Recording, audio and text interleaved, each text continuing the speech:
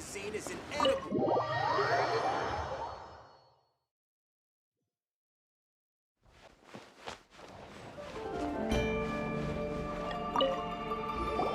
Welcome, friend of child, and congratulations on the first day of your illustrious career with the Fatui. You sound remarkably sure of yourself. Remember, we are mere mortals. Our ideas are fluid like water. Only the Tsaritsa truly has a will as solid as the permafrost. But back to the matter at hand. Child tells me that he has upheld his end of your agreement. What agreement? Oh, the thing about him helping us find a guy? Correct. Child promised he would find someone to break the stalemate. And the Harbingers do not break their promises lightly. Ah, where is that guy anyway? Child is currently at Lioli Pavilion. Oh, Paimon knows this one. Ahem. There are two styles of cooking in Lioli, known as Li style and Yue style. They have been competing for centuries, but neither has emerged as the clear winner. The flagship restaurant of the Li style is the Lioli Pavilion. The owner especially chose to open the restaurant at Feiyuan Slope so they could compete face-to-face with the Shinue Kiosk, which is the flagship restaurant of the Yue style. Don't talk to Paimon like that! Anyway, Paimon's hungry. Let's get moving.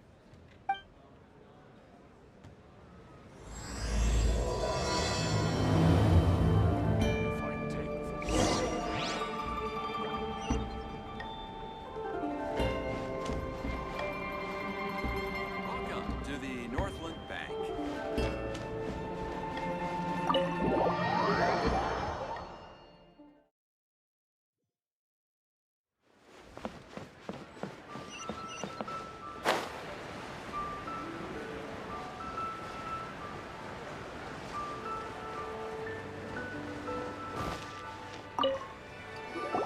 Aha, you made it.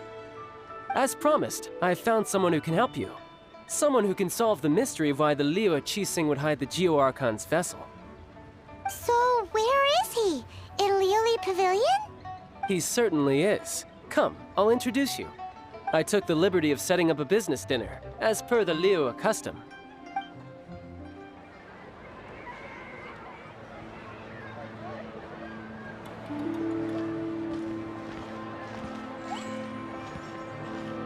Welcome back, sir. You honor us with your patronage. Mr. Zhongli is awaiting your arrival in the room you booked.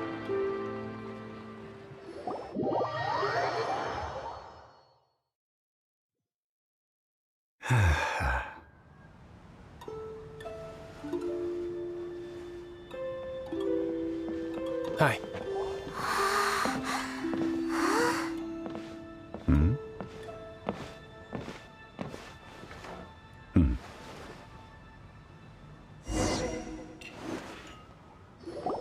Allow me to introduce Mr. Zhong Li, consultant to an organization known as Wang Sheng, and a trusted associate of the Fatui. Indeed, Wang Sheng's line of work can be sensitive at times. Let's just say they understand when discretion is needed. And we, the Fatui, have always been glad to do business with friends who walk in the shadows. Walk in the shadows? It is an honor to meet you. I have heard tell of you from Mondstadt. Discretion? Shadows? Is Wangshan some kind of business involving dealing with people? Indeed. It is as you have guessed. The Wangsheng Funeral Parlor organizes burials. We ensure that those who pass on do so in peace. Huh? Did you think he was some sort of hired killer? The Fatui calls many such people friends, but the Wangsheng Funeral Parlor does not dabble in such business. Well, ostensibly. Well, they are still... I shouldn't say too much. In any case, I brought you to meet Mr. Zhong Li because... Because I can bring you to see Rex Lapis's vessel. What? Don't be so surprised. Sure, the Geo-Archon's body has been squirreled away by order of the Tianquan Ningguang. But first, let's hear what Mr. Zhongli has to say, shall we? Rex Lapis may be the prime of Adepti, but he is ultimately an Adeptus. Many Adepti have left us over the millennia. This is the inexorable trend. The times have changed. You must have felt it too when you were at Jueyun Karst. Archons go by many names. The god of contracts, the god of commerce, the warrior god, Morax, Rex Lapis. Is the idea that he also has the title of Adeptus so strange? As you have seen, the time of the Adepti is ending, and the time of mankind is slowly dawning.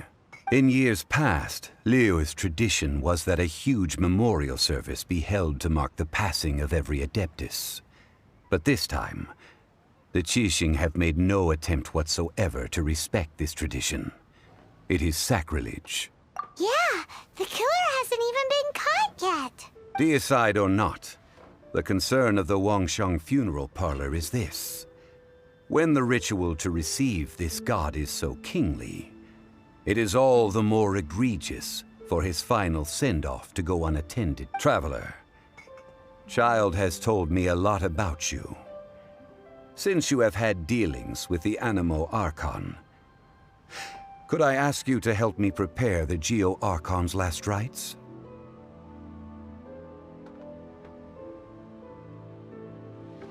Oh? In our line of work, this means that you want to silence me. How interesting. Draw your sword, we shall...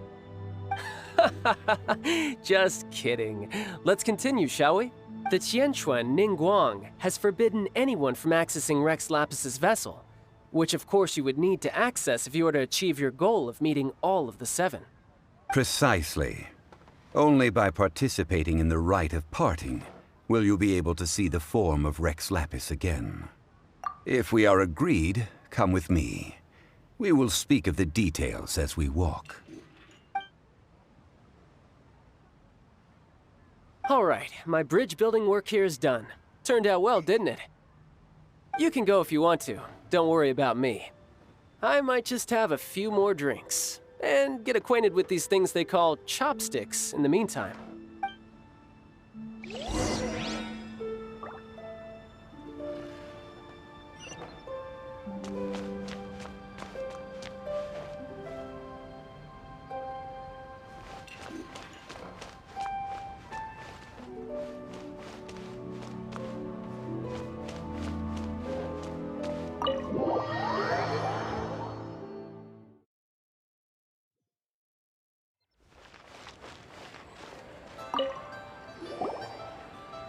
After having experienced the land of the absentee Archon, Traveler, how does it feel to know that our Archon and Adepti are here all around you in Liyue? Indeed, the weight of 3,700 years' worth of history runs deepest in the true divinity of Liyue. Organizing the rite of parting should prove to be an enlightening part of your travels. Liyue is the most prosperous of the 7 nations, defended by deities and ruled by the Qixing. As such, the diplomatic maneuverings of the Fatui have gained no purchase here. Ningguang of the Qixing has always been on her guard against the Fatui. That is in all likelihood why Child wants to make use of the Wangsheng funeral parlor's connections. Huh. What would Child get out of us doing the rite of parting anyway? I neither know nor do I wish to know. As far as I am concerned, the Fatui are merely financial sponsors. I only wish for Liyue's traditions to endure. These are the advance funds that Child has provided. If you use them up, you can go to him to apply for any subsequent funding. Wow! Well then, let us be off. The first step in our preparations shall be to obtain some prize Noctilucus jade worthy of a deity.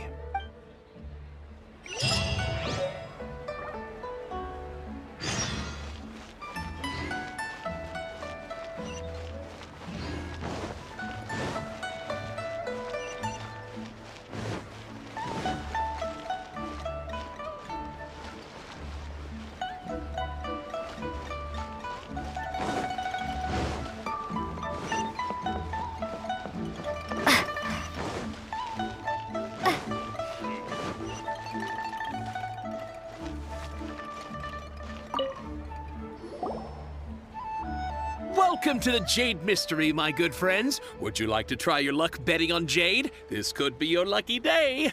It's cheap and it's fun, and who knows, you just might strike it rich. Betting? No, we're here for... what was it again? Noctilucous Jade, of radiant grade at the very least. Radiant grade, Noctilucous Jade? I see. You're not a tourist. My apologies. I have some here for your perusal. What do you think? The Jade Mystery is an old name in the jade business. Just look at that wonderful quality. Rex Lapis doesn't often bless us with such finery. Go on, pick whichever one you like. These 3 pieces really do look pretty. Not like the ones you usually dig up. But how do we pick? Should we just grab one and go? Oh? You want me to decide? That is fine as well. If it were me, the answer would be simple. Oh? And that would be... I'll take them all, boss. Oh, you act with such panache, good sir. I always knew you were not a man of ordinary caliber. Oh, wait, boss! That one didn't count! We need to discuss it again! Hey! If we only need one for the ritual, aren't we wasting 3 times the Mora if we buy them all? Oh, Mora. It is as you say. I suppose I overlooked this particular aspect of the transaction. Huh? How do you not think about Mora when buying things? If one must always consider Mora before acting, then in all things one is bound by Mora. What? All Mora is currency, but not all currency is Mora. What? Is this how the rich live? Well, he knows a lot about big money, but not a lot about big savings. No need to waver.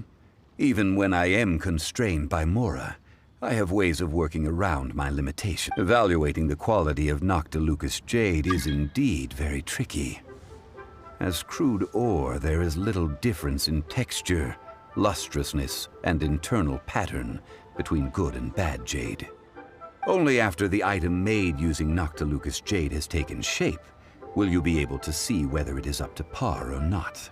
If you return to those crafty merchants to quibble, they will counter by saying that your crafting bench is to blame, or that your heat control was poor. Whoa! To think it's that easy to get cheated. But there is a way to truly evaluate this jade, and a true insider would know it. A fool sees the pointer and misses the moon. What does that mean? If you point at the moon with your finger, a wise man knows that you are pointing at the moon, while a fool will only see the finger, the patterns, the facade. These are all the finger. Noctilucous Jade is a mystical stone used to light up the darkness, and so its brightness is the important thing. It is the moon. Noctilucous Jade of excellent quality would have superior pyroaffinity. In other words, the bluer and brighter the luster of the ore under high temperature, the higher its quality. I have imparted the priceless secrets of the jade trade to you. Now, all that's left is to put it into practice. Priceless, huh? Paimon's just said that we might never be able to use it again. We're back to buy some rocks, boss. But can you let us burn them first? Burn them? You can't do that, my friends. If you were to do so, what would I have to sell? That would... well... fine. As you wish. How about this? I can take a small sample of all 3. I'll take a bit of a loss. We'll count it as a friendly gesture. Don't worry. I know the rules. As long as we can prove that it is good jade, you will not take a loss. All right. Take these as samples. I've carved them off with a knife and tagged them to boot. Aren't these too thin? Even paper's thicker. No, even a bug's wings are thicker. These are almost stingy. I've already been very generous. Any more and you may as well have my neck. But wouldn't something this thin go poof if we held it to the fire? It can't be helped. Trying to deprive a merchant of his profits would be like forcing a ravenous wolf to vomit up the food in its stomach. Nonetheless, under the right conditions, these thin slices will serve. What sort of condition? While we add the high temperatures using pyro, we can use hydro to reinforce it from within. This way, the samples will not disintegrate immediately. Oh! Oh, sir, to think you were this learned. Thank you for your... Strictly speaking, asking for samples when we have not yet agreed to purchase the goods is unfair. Trade in Liyue must be based upon fairness. Well, guess we just need to find a place to try this out. Oh, Paimon remembers! We once saw this big pot down at the Dada Upa Gorge in the camp of the hilly churls from the Meaty tribe. It's real sturdy and should be able to take the elemental reactions. Now, let's pack those samples up and make a move.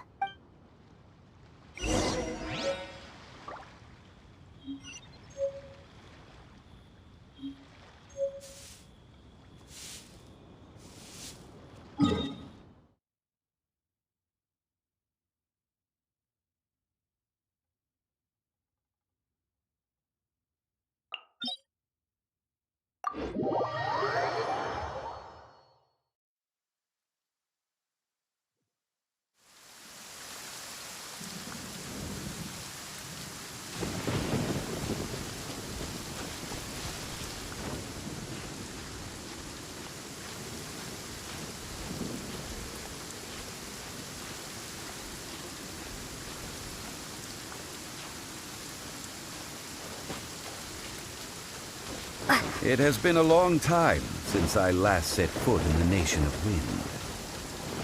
A friend of mine from Mondstadt would always bring a few bottles of locally brewed dandelion wine whenever he came to visit me in Liyue. It must be said that the famed liquor of the land of pastorals is far better than Sumeru's frigid snake wine. That's the pot! It looks like the hilly trolls are still using it. It's a bit impolite, but we gotta cut the line.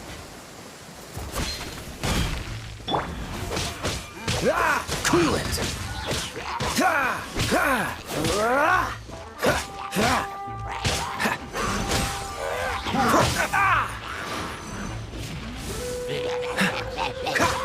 Dodge this! Don't get frostbite. What's the hurry?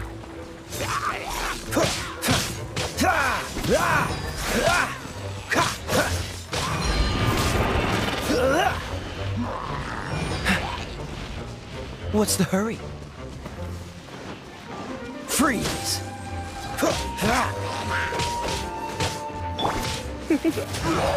You're in for a little shock.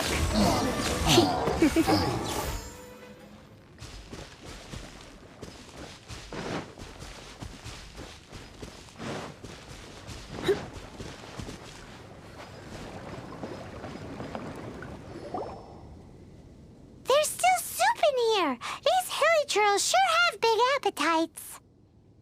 This soup looks like it could be used as our hydro-elemental protection. Let's fire it up and begin our experiment. We're ready to go. Paimon will help remember which one of the three is which. Use pyro to keep making the pot hotter until we get the results we need. Mr. Zhongli said that the shinier and bluer the ore gets, the better it is. So, pay close attention.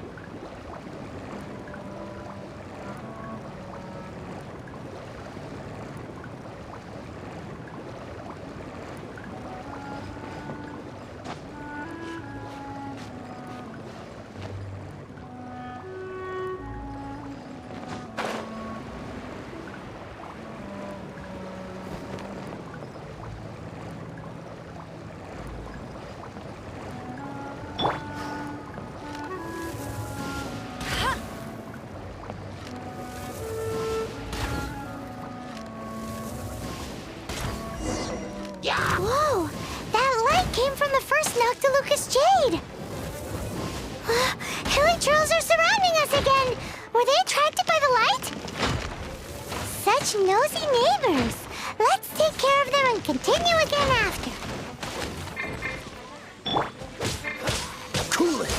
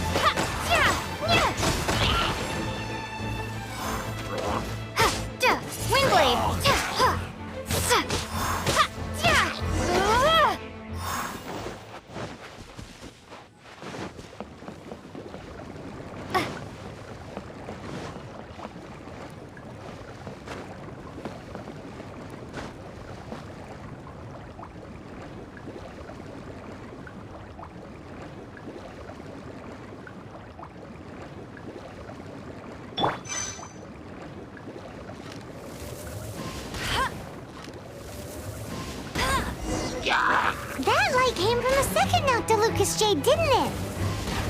More hilly trolls! They don't give up, do they? Looks like they're mad that we ruined their food!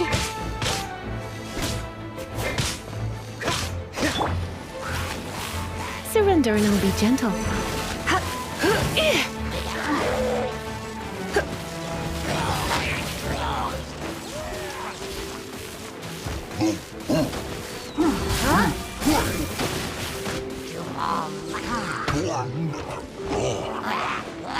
Come a little closer.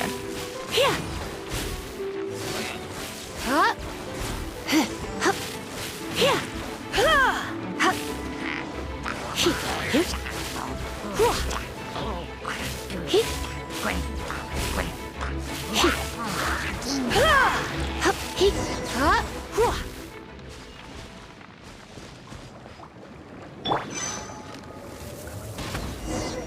Oh, that's bright! Too bright! That was the third Noctilucous Jade, wasn't it? It was so much shinier than the rest. Let's go with that one. Let's head back to the Jade Mystery